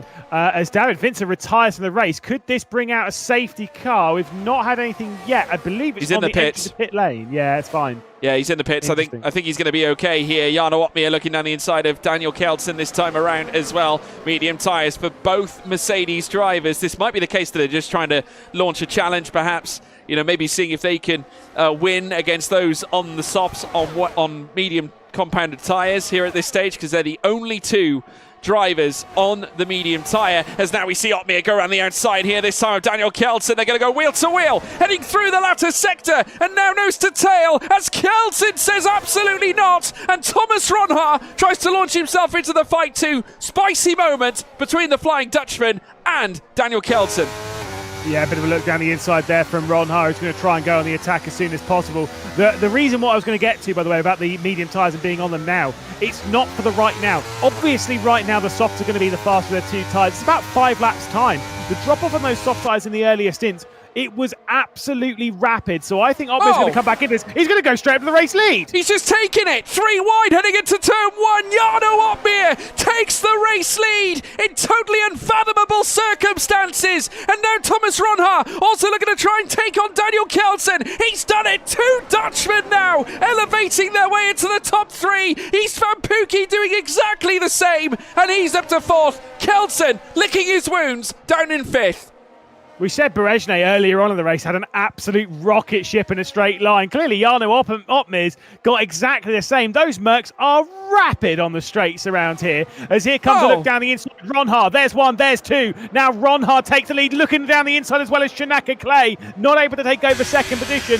Ronhaar takes the lead with 10 to go. He certainly does now. Look at them, nose to tail. Nothing separates them. The gap thinner than a fly's eyelash. Shinaka Clay going toe-to-toe now with Jarno Opmeer. These two have duelled over so many different platforms, several years running, several seasons in the bag, and now they're dueling here at Le Castellet, wheel to wheel, and fighting it out here with only the small matter of 9 laps still to go. Ronhaar, though, with the lead advantage. These two coming together again, Ronhaar and Opmeer. It's always these two, this rivalry that has extended over the course of 2 game cycles, and Ronhaar has answered back with the first reply and has taken the advantage, and he has the softs to boot. What an excellent way to end this season. Fastest lap of the race to Ronhaar down into that first corner. 7/10 of a gap was the gap, basically about halfway down towards the end of that start-finish straight. It remains at 7/10 of a second, but obviously DRS will be dished out to Jarno Opmeer. There's not long left to go. I think Ronhaar needs to pounce immediately. He needs to start building the gap as best he can, hoping that they fight behind, but let's be honest, these drivers are not idiots. They will not fight if their chance of victory is slightly stronger. That's exactly what's going to happen here. I don't think they'll fight too much between themselves because they're too busy focused on Ronhaar. Yeah, I think so. The problem is, though, if Jarno Opmeer stays in tow of Thomas Ronhaar, and if Ronhaar can't shake him, he's going to bring along the rest of the cars in behind that don't have penalties. Shinaka Clay being one of them, Pukki as well, Berejne. Should it say like this, Clay's your race winner, Pukki's P2, and Berejne is P3. What a topsy-turvy timing tower this truly is. Incredible. Ronhaar still leads, though. Out on track. There's Jarno Opmeer in behind, getting closer and closer. Back to the young Dutchman who took the first and only victory in F1 Esports so far this season, back at Bahrain in the first event at DreamHack, and is now on top this time around against Jarno Opmeer. These two that fought together back in PSGL, also in WOR, across various different platforms, and now once again here in the Ironman League, looking to do exactly the same again with Shanaka Clay, who has been, no doubt, impressive here so far and well worthy of a race win in his own right, but has got to keep the young pretender Istvan Pukki at bay as Jarno Opmeer takes the fastest lap of the race on the medium tyres. Yeah, exactly. This is why we're in the, in a sense, the golden age when it comes to esports racing on the F1 games. Like we get so many quality races, especially when it comes between this group and the likes of Ron Hull, the likes of Opmeer, Clay, Pukki, Brezhnev, Kelton. They're putting on an excellent show here this afternoon. It is sad though that we're in the darker stage when it comes to commentary. We're not going to talk about that. That's fine because we've still got plenty of battling left to go. I do not know who's coming out on top of this. If I were a betting man, I've got no... I kind of want to lean a little bit towards Shanaka Clay because of the lack of penalty, but I don't know. Well, Danny Berejnay has every chance, and that is true. Given the fact that he's on those mediums, they will show up nicely for him late into the race, but I would argue they'll be at their best with maybe 2 or 3 laps to go, but the softs still have so much left in them. The problem is they don't seem that effective around the Le Castellet circuit. We certainly haven't seen the best of them, certainly not in the opening stint. Jarno Opmeer hot on the tail again of Thomas Ronhart, and I think this is why Opmeer, maybe this is why he's gone for the mediums. Maybe he knows they're the better tyre around this track. Of course, he would have observed that in his opening stint, obviously watching the other drivers hunting them down, and given the fact that he is now in second place. Oh, look at this. For the back, we saw Shanaka Clay and Istvan Pukki coming together. Pukki asking the major questions. Clay, though, shutting the door again. Yeah, exactly. Again, they're, as we're seeing once more in chat, there's suggestions that Shanaka Clay's got some very large fuel issues in his car that reaching the checkered flag with this kind of pace. It's not on. It's not going to happen, Chief. Not saving enough fuel right now. So there are those concerns about the Haas camp, but does that mean then, bearing in mind, you want someone who's on no penalties, no real fuel issues, got plenty of ERS, and is also potentially on the correct tyres right now. The guy who rides on board with Danny Berejnay, is there a potential victory on the horizon for the driver who's been such a good number 2 to Jarno Opmeer this season? Yeah, not only has he been a great number 2, he's been a great number 1 as far as Mercedes are concerned. He's taken victories left, right and centre. He's just made an overtake on Ferrari's own Istvan Pukki. Fantastic move from the Hungarian sensation. Berejnay now looking to hunt down Shanaka Clay. Great chance now for Berejnay to take yet another race win in league racing trim. Opmeer as well looking to make moves in his own right as well. Big apologies there for the pause cam, folks. Is now running a little wide is Thomas Ronhart and Jarno Opmeer come together again. Lap 47 and 53, still a small matter of 6 laps to go. And Ronhart in control, but only for now. Yeah, I mean, look, again, we've got to remember that Ronhart and Opmeer both have time penalties over their head, 3 seconds apiece for track limit excursions. It's not looking good for either of those two. The thing is, they've just got to build a gap between Shanaka Clay, Danny Berejnay and Istvan Pukki. That's all they've got to do. Oh, wait. Yeah, they're pretty quick. Yeah, no, they are. Look at this, though. I mean, Opmeer, I get the feeling this is patience from Jarno. I mean, this ultimately is all about... at this stage, I think it's all about at this stage just saving the ERS and going on the attack late on. Yeah, I mean, who really knows right now? Like, there's still plenty of time left in this race. Still 6 laps of proceedings in the championship. Again, 100% distance races. And reminder, we've only seen 1 safety car. Hopefully we don't get one now because well, I mean, it'd be pretty exciting now if we get one like on this lap. But if we get one much later, then that'll be race done. So then that would be quite the anticlimax, considering we've got an excellent racing showing right now with question marks all over the place as to who's going to win. Yeah, Thomas Ronhart out in front. Jarno Opmeer now wheel to wheel pretty much. Jarno just having a look down the inside, not looking to make the move at this stage. And as far as I'm getting from the chat, big thank you to Trent Boss. Jarno at 90% ERS now. So fabulous. I mean, this goes to show he's putting in the donkey work here towards the end of the race, and this will allow him the best opportunity to launch a charge against Ronhart in the closing stages. That's what this is all about. It's all about patience. That nowadays, in the modern era of F1 Esports, is what it's all about. Opmeer putting in the necessary work to make sure he has got all the tools at his disposal to take on Ronhart at the end of the race. Exactly. This is, like I say, it's going to be very fascinating right now. The big questions, it's about Shanaka Clay's fuel. and the question marks over them. You know that likes of Jana Otmir are saving their energy. You know Berejne's actually saved quite a bit. Obviously, he's cleared Esteban Pukki. He now has to get past Shinaka Clay, and then we'll be in position to be victorious. It's one of those ones, finish third to finish first in this scenario. Although, let's be honest, you want to win on track. Of course you do. You'll take the risk just to be like, yeah, I don't need to, but I want to win on the actual circuit itself. Thank you very much. Yeah, well, Jana Otmir not wasting any time. Marie takes the lead away from Thomas Ronhart. So now feels like he's got all the necessary tools to really push and take away the advantage from Thomas Ronhart. And he's going to need that ERS should he want to break the penalty barrier, but it's still going to be oh so tough. I kind of wonder if, bearing in mind the soft tyres, that they're getting quite worn around now. As of all of our drivers left in the race, we only have 4 that don't have penalties. Haha, that's hilarious. As another one's picked up from Gabar Chitic. If Jana Otmir might wait until the soft tyres have done around about lap 50, lap 51, when the soft tyres are starting to really go up a little bit, and then burn the energy. Set it absolutely on fire and try and pull the gap, try and pull that 3-second gap manually. If there is someone on this grid that can do that, Jana Otmir is that driver. Yeah, he is. He has all the raw ability. He is definitely a driver that upholds all the values expected from a top F1 Esports star. Lap 50 is now begun. Small matter of 3 laps now to go in the race. Ronhart hunting down his Dutch compatriot, but also a title rival of sorts as well. Despite the Ironman League being all said and done in terms of championship points, it is all about bragging rights here at Le Castellet. It's Otmir now still leading.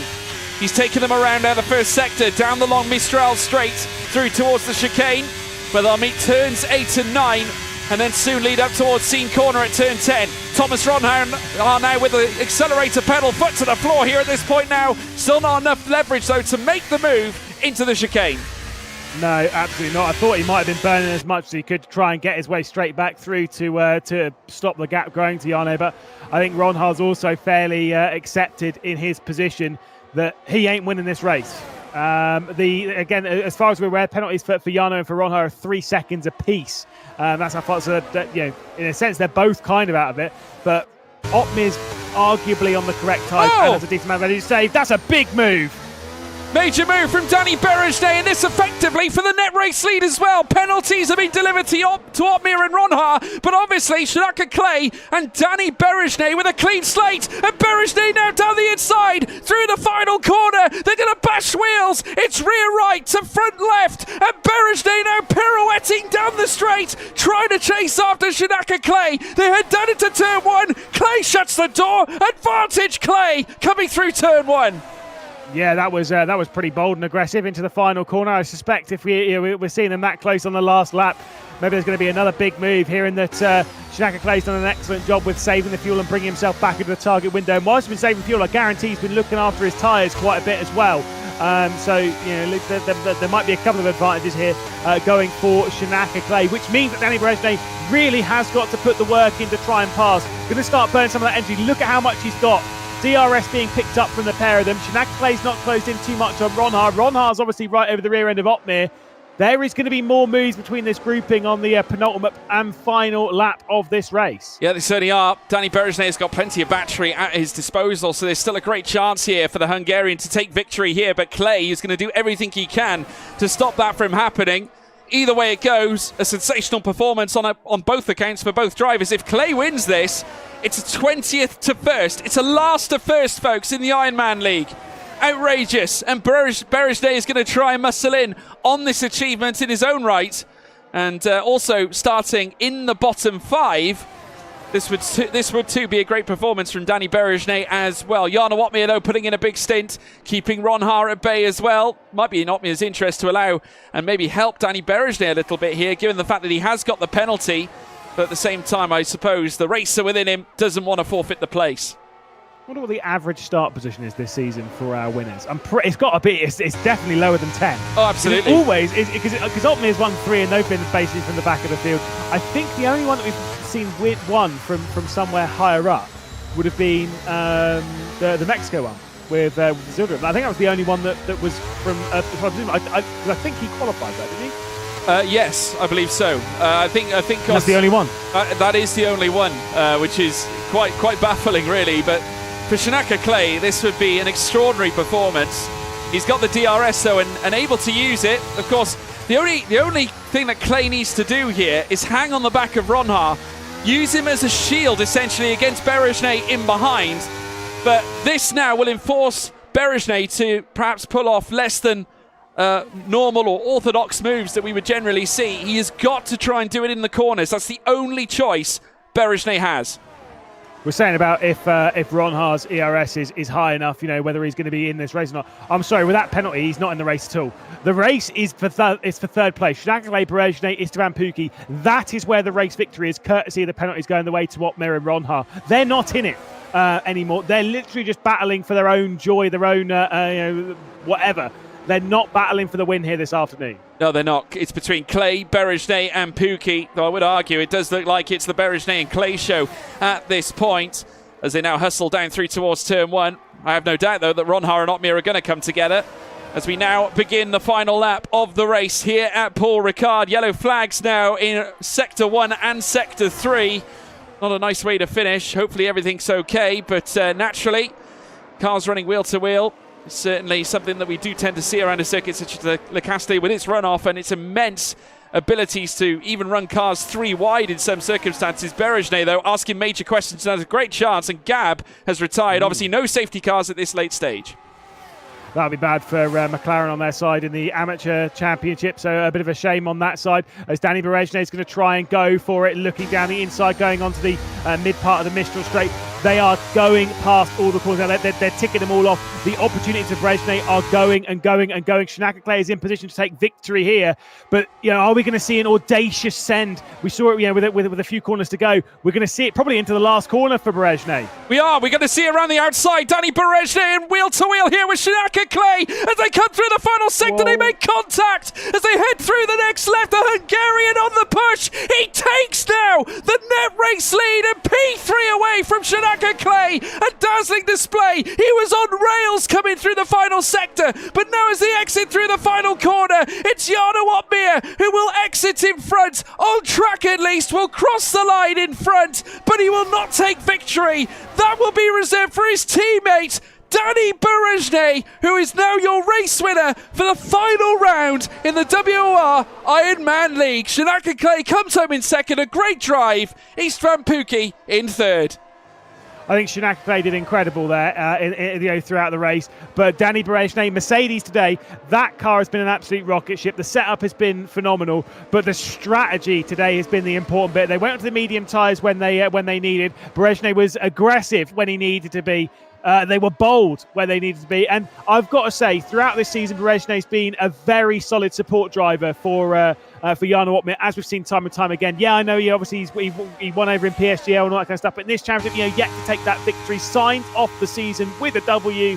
What a perfect end for Danny Berejnay. Yeah, sterling, it has to be said. And I do have to say this, Danny Berejnay has been the form player in recent league races, and the game cycle has certainly favoured him as of recent as well. Mercedes are very well stocked for the rest of the F1 Esports Championship, and obviously we'll head into the next round whenever that is, no doubt with an advantage in their back pocket. Shanaka Clay, though, take nothing away from him. Stellar drive to take second place, and could have so easily been our victor as well, off the back of certainly managing to battle with the best of them. And given the fact that he had a fuel issue to manage as well, Lewis, I mean, you've got to give him credit, haven't you?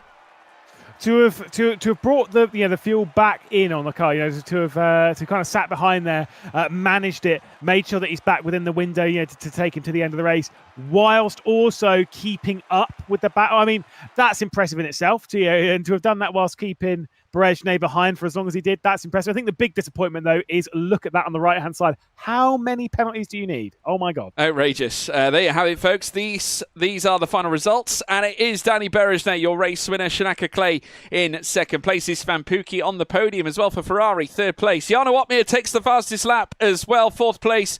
Whilst he's not the king when it comes to race results in terms of fastest laps, he has ushered in the fastest time. Thomas Ronha, fifth. Gabor Takash in sixth. Zoltan Bo Swoboda in 7th, Otis Lawrence in 8th. Great drive to recover like he did. Szabos Wenzel further down. Ben Szabo, Koni, Timbo, Zenegrachki, Daniel Keltson, Eisner, Bench, Norbert Szabo, Koni, Ben Chiles, Gab, David Vincher, Thomas Alruch, and Gabor Vajda round off the rest of the runners. So there you have it, folks. What a race. Drama right from the start, right to the very end, with a disconnect and a power cut thrown in. You've had everything tonight. It's been great, but stellar display here tonight as well from Danny Berejnay. Continues his rampant good form, and credit to Shanaka Clay. A rebirth, I would say, of Shanaka Clay after laying claim to that second place. Definitely shows he still has the potential to compete at the top level. I think Clay might be disappointed without, by not taking the victory. I think, realistically though, Ottmar, both Ottmar and Ron Hull, both be sat there thinking, we could have won that. Both of them were sat there like, we could have won that. That'll be a very deflating way to end the season for the pair of them. I think Ottmar will be boosted a little bit because, having your teammate win at least, especially someone that you're quite close with, that does give you a little bit of a boost. Even when you're not having the day, you're like, get in, come on, let's go. Whereas Ron Hull's just sat there being like, great. Cool. Anyway, on to the next one, I guess. But yeah, what a great way to end the season. I think that was a fun race, an interesting strategical race. As to be fair, all of them have been. We've not had really a dud this season. No, so that's good. We certainly haven't. I just believe we do have Danny Berejnay online for an interview as well. Danny Berejnay, what a win. I have to tell you, I mean, obviously a plethora of penalties as well throughout the course of that race for other drivers, but it was a well-managed race on your account. You had a lot of work to do to obviously close back up to the front. You were sort of around the mid-top 10s in the initial stint, but with the weather changes, you made the correct changes, should we say, and whilst you suffered in the early pit stop, you gained in the latter one. Hello guys, I mean, I don't think I really gained time in the second pit stop, but at least I didn't lose time, which is already a big win, being the second driver. But yeah, I accidentally selected the softer compound of tires, which means that I only have one hard and one medium, and because we don't do early qualifying sessions, the soft tire is not that great for the race, so ideally I would have already wanted to use mediums, just like Shanaka did already in the second stint. I had plus 3 laps worth of fuel. A lot of people I know were saving. I didn't need to save, luckily. And at the end, I'm very happy that I saved my medium compound, because the soft runners hit their step just in the last few laps, so I had a small edge over them. I could save my ERS. Everyone fought very clean, and I managed to win the race because of penalties, P3 on track, which is still an awesome position from the back. Obviously we didn't do qualifying session with Jarno, but now the luck was in my favor. Obviously it's not the same taste, but I kept my race clean, and that's also a small win in a track where it's so easy to invalidate lap times like France. What did I want to say? Yeah, I wanted to say I didn't win any race this season, so I am super happy to at least win the last one. And also it's a Hungarian league, and we don't have any Hungarian winners apart from this race the whole season, as the best esports players joined with Thomas from Jarno at the end of the season, Shanaka, Otis as well. It was pretty hard for us, pretty hard. So I'm just happy to have a little bit of luck on my side one time and secure this victory. Yeah, you're king of the Hungarians, at least on this occasion, Danny. I just want to ask as well, we saw both you and Jarno box onto the mediums late on. We kind of noticed that perhaps the mediums were better than the softs in the early part of the race. Was that your decision, obviously off the back of that early stint, to pick the mediums as opposed to the softs? Yeah, obviously we don't do practice. We had no race practice. We just made the quali setup and it worked in the race. Balance was alright, and that's it. Because, random tracks, it's not an esport track. No. So we didn't really prepare. And basically our only experience was that first dry stint. When comparing to Shanaka and to the others around, we could kind of calculate which lap is good for soft, or I mean how many laps, over how many laps it's already worth to put the mediums on. Yeah, I mean, it was a great display off your back as well. And you've had a great run in terms of league racing as of late. Race winner in PSGL and really tearing it up here tonight as well. And not forgetting, whilst, of course, this is your first win this campaign, at the same time, you guys at Mercedes are champions in a collective effort between you and Jarno. So you must have a lot of confidence heading through yet another F1 Esports campaign. Almost back to your very, very best, I would argue.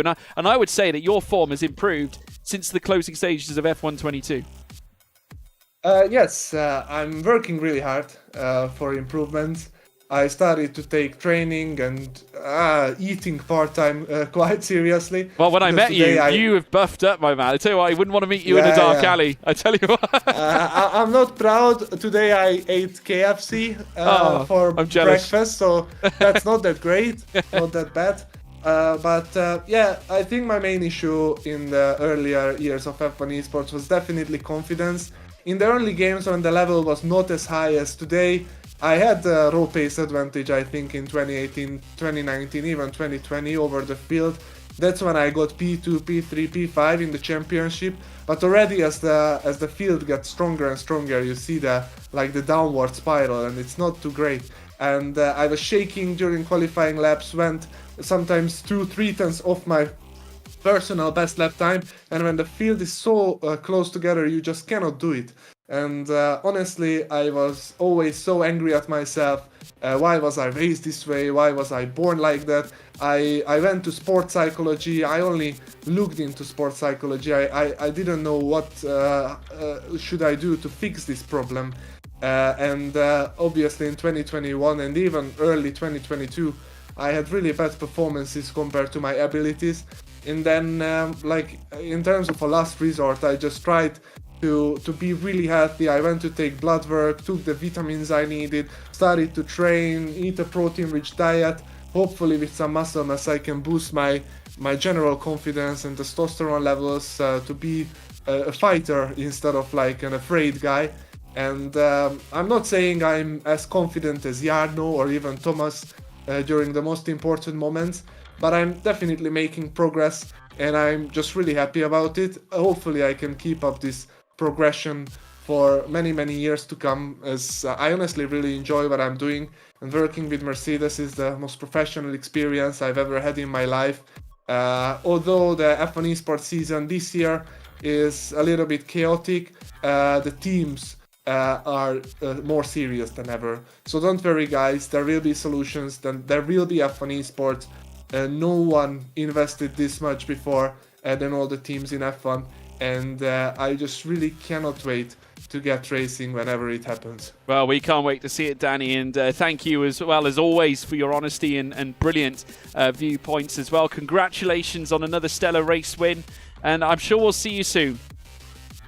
Thank you so much, George. Have a nice weekend, everyone. Thank you, Danny. Danny Barojne, everybody. We're going to move onwards again because Shanaka Clay is joining us as well. The man who finished in second place, though it could have been P1. Shanaka, a fantastic drive on your own part. You've had somewhat of a roller coaster time, really, off the back of recent results, but I've got to give you credit. That was superb, sir. Your pace on the mediums was outrageous in the initial stint. Yeah, thank you, George. Nearly pulled off the first challenge, but had a lot to do throughout the race.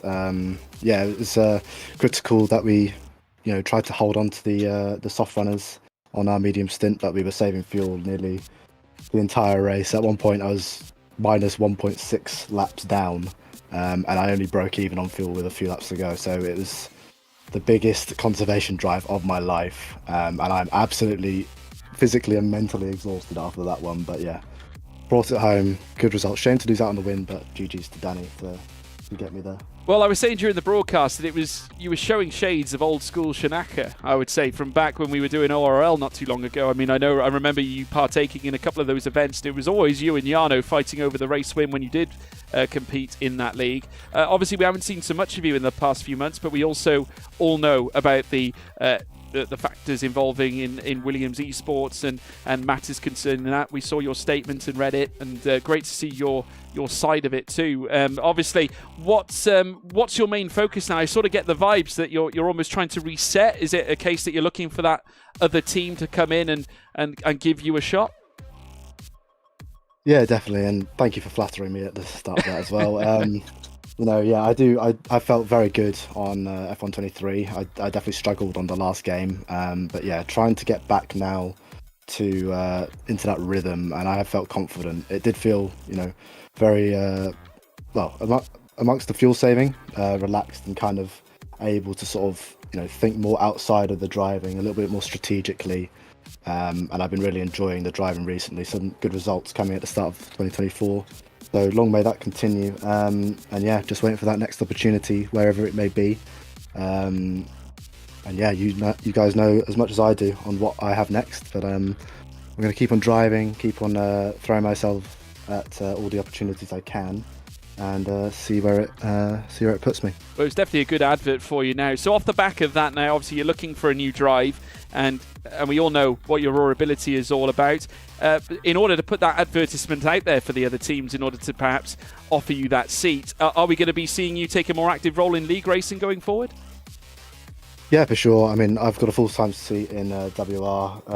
Timbo is very kind to offer me this opportunity to drive in this very interesting but awesome kind of formatted league, and basically throw myself at all the PSGL options that I can get at. So yeah, taking all the opportunities that I can in order to get me to where I want to be, and that is back on the grid.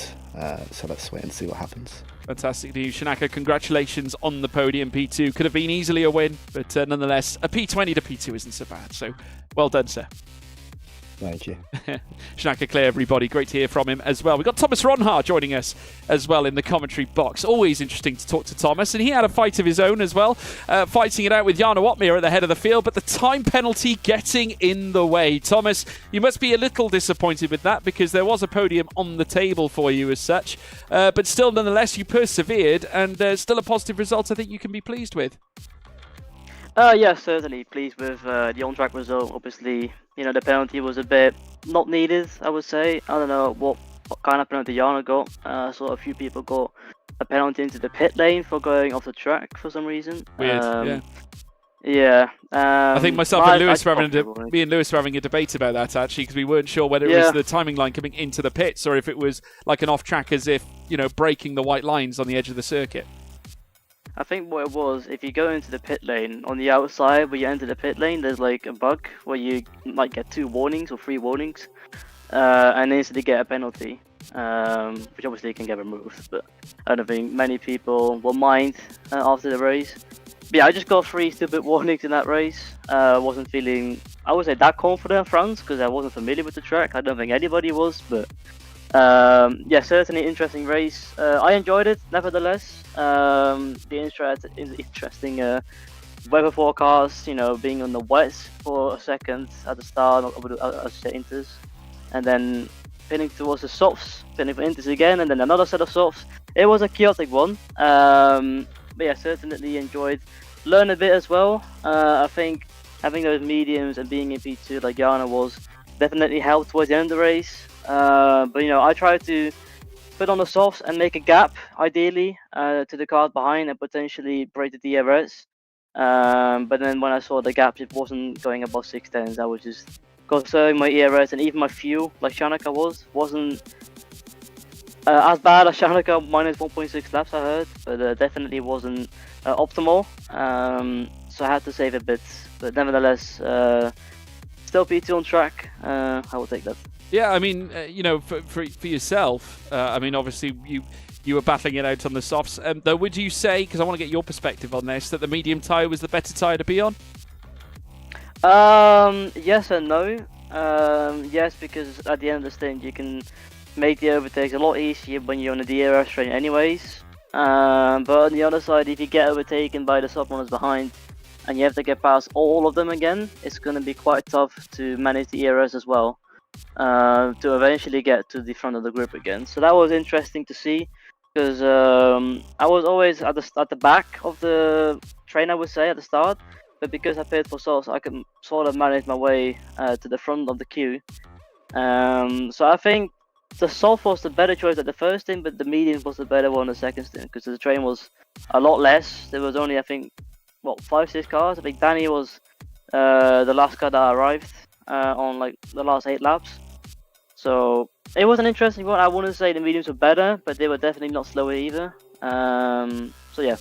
Yeah, I mean, your league racing run has been stellar. I mean, off the back of the first F1 Esports event, it seems that you're kind of the form character as much as Danny Berejne is as well at this stage, and also Jarno as well. Once again, though, we're seeing the same protagonists, same players at the front of the game. In terms of when you look further forward, obviously we're coming into the second half of the game cycle now of F1 23. How do you see the rest of the cycle? Do you see it in your favour? Do you think are you confident enough that you can carry this form on?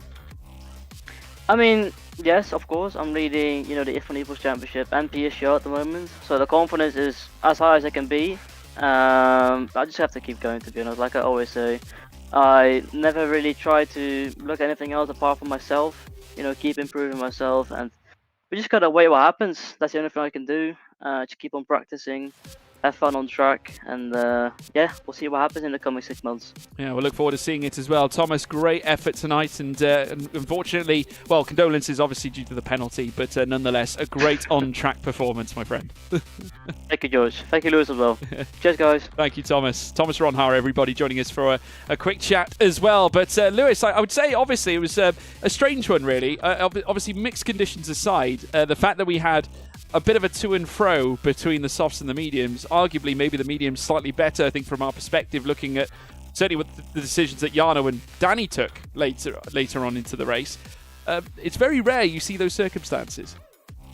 Yeah, I mean, look, it was an interesting race. I think sadly it was ruined by all the penalties, but fair enough. It is what it is. You say what you get. But from an actual race standpoint, I think this is a very interesting one. The fact that we were only impeded by a safety car right at the start of the race, and then it was still as close as it was towards the end, just shows again the quality of the field. When everyone's taken all these different strategies, everyone's taking different tyres at different times. Some people are waiting a little bit to go onto the intermediate. Some people are waiting to come off them. More than most, and yet still we have a compact field at the top, which is not just 1 or 2 cars when there was 7 in that battle. Basically, I think it was a great way to end the season. I think it was a fantastic victory for Danny Berejne, and I think like I say, I want to see more 100% distance races in the future, because I think this whole season has been fantastic. It has. We've seen a lot of variation, lots of different winners. Mercedes dominant, of course, as you'd expect. They've got 2 of the main players in F1 Esports that are proven winners and proven champions historically as well, back when they were at Sauber together. But obviously, looking ahead, things can change, and I would argue now we have probably more major players than ever in league racing, and certainly on the F1 scene at the moment. So still a lot of question marks around F1 Esports at this point. But nonetheless, folks, it's been a privilege to bring this broadcast to you week in, week out here for the Ironman League. It is now concluded. Mercedes are your champions, and we'll now look ahead, I'm sure, to yet another game cycle, maybe another championship. It all depends on Timbo and WOR, of course. But folks, it's been a privilege bringing this to you. Of course, you can check out WOR at WOR League on Twitter, and I don't think they have an Instagram, but they do have a Twitter, so you can check them out on that. You can also join the Discord as well, and subscribe first and foremost to this YouTube channel, and also leave a like and support the stream as well. If you want to check me out too, you can at George Morgan TV on Twitter, Instagram, TikTok. All the same name, doesn't really change, at George Morgan TV, folks. And Lewis, where can they find you, sir? Yeah, no, I'm a bit disappointed. My link's not been updated yet. It's now at I Hate George Morgan. So go obviously at Lewis McGlade 78. It's fine. Love you too, Lewis. But yes, it's been a pleasure, folks. Please enjoy the rest of your week. Soon to be the weekend as well. In the meantime, look after yourselves. We'll see you again soon. Goodbye.